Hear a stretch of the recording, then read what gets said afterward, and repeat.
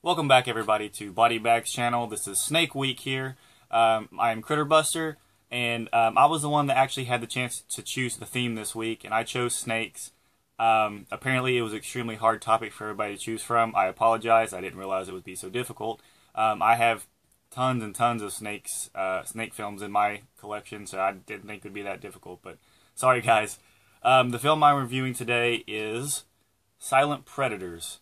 This was a made-for-TV film back in, I believe, 1999. And I was talking to JP about this yesterday, and I was unaware, but he let me know that the screenplay was actually written by John Carpenter. I had no idea about it until he told me that, which is really cool. Maybe that's why I actually like the movie. But thanks, JP, for letting me know about that. It's very interesting. I had no idea. But the movie takes place in San Carolina or something like that, a small town in California. And what it is at the very beginning of it, when the film starts, you see this delivery guy who is delivering a cargo truck across country. And in the truck is this like giant snake, and it's like some type of African snake or something like that. And it is an African. It's called I think it's called a tropical rattlesnake, and it's supposed to be like the most venomous type of rattlesnake. And anyways, the guy wrecks his truck, and the cargo crate breaks open, and the snake gets released, and it bites the driver and runs off into the hills. And that happens at the very beginning of the movie. From then it cuts to 20 years later, and there's a fire chief in town. He's brand new. The old fire chief has retired, so they had to hire a new one. And he comes into town for his first day, and right as soon as he gets there, somebody gets bit by a snake. And he has to run off to try to save the kid that gets bit by the snake. And from then on out, he pretty much is paranoid about the snakes. The snake problem starts right off the bat. As soon as the movie starts, people are attacked by snakes, and it just doesn't stop till the end of the movie. And I really like that about the movie.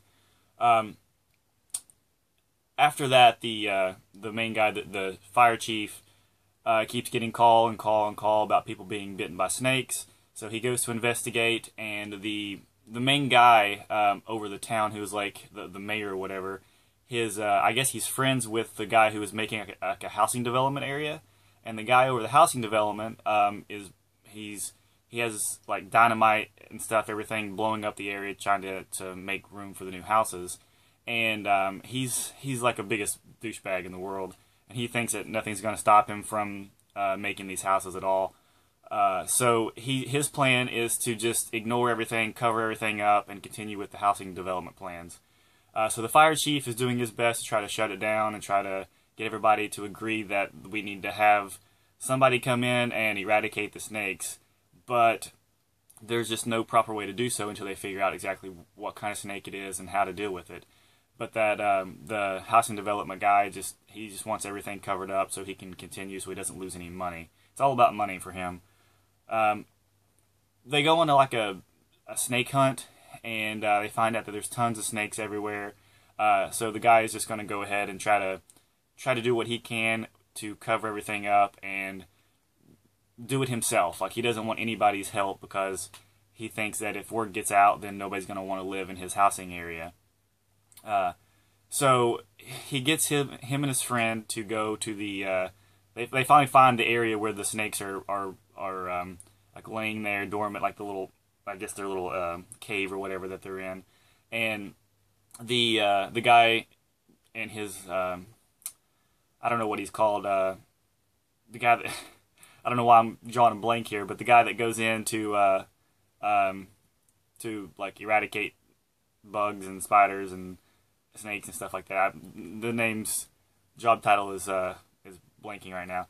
But anyways, he gets him to go into the cave with him, and they're going to blow up the cave. And they think that if they blow the cave up, that all the snakes will be crushed and the problem will be solved.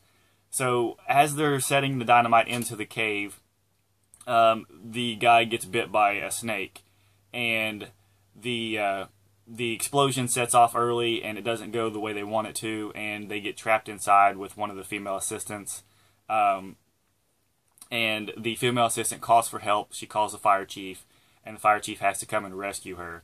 inside this cave that is just tons and tons and tons and tons of snakes. The movie itself, I really like this movie. I remember watching this back when it came on TV, and I've liked it ever since. They use, real snakes. That's the one thing I really like about these made-for-TV movies, is that they use actual snakes for the film. They don't use any CGI. There's no rubber snakes. Well, there's only a few rubber snakes, and that's whenever they, like the dead snakes and stuff are all rubber, of course. And there's a few scenes where, the people are picking him up, and it's all rubber. Like, there's a scene where a dog attacks one of the snakes, and, you can clearly tell that it's a rubber snake, and it's pretty funny, actually. But for the most part, all the snakes are real, which makes it that much more creepier if you don't like snakes. Also, there's this one scene, one shot, I think actually it's 2 different shots throughout the movie, but there's this giant snake that opens its mouth and shows you its fangs, and they cut away from it every time. It's never used in the movie. That snake never attacks anybody, and they never cut back to it again. I don't know if there's deleted scenes from it or whatever, or if maybe they had more plans for it, they couldn't do it for whatever reason. But I just thought that was weird. They cut to that one shot at the beginning and then one shot at the end of this giant snake, which you just look forward to happening, and then it doesn't happen. But aside from that, the movie itself is still really good with the different types of snake kill. I mean, how many different ways can a snake kill someone besides biting them? But it's definitely interesting just to see the snakes and everything. I really like that about the movie. But yeah, I had no idea that this was actually written by John Carpenter, so that makes it that much more interesting of a film. And it is available on DVD. I found that out. The DVD is put up by Mill Creek, and it is right here, Silent Predators. And the DVD itself is actually a lot better than I thought. It being put out by Mill Creek in a 20-pack, the quality of the film is actually a little bit better than the VHS I got here, but I like this cover art a lot more. It's just bluntly there, right there, snake. And I just really like the movie itself. The acting is pretty decent. I mean, there's some few people in there that's, you can clearly tell it's a made-for-TV film, but, it doesn't really bother me any. I'm fine with acting on almost any level. But yeah, they use plenty of real snakes, and it's definitely a pretty interesting movie if you like snakes. It's one of the better made-for-TV snake movies that's out there.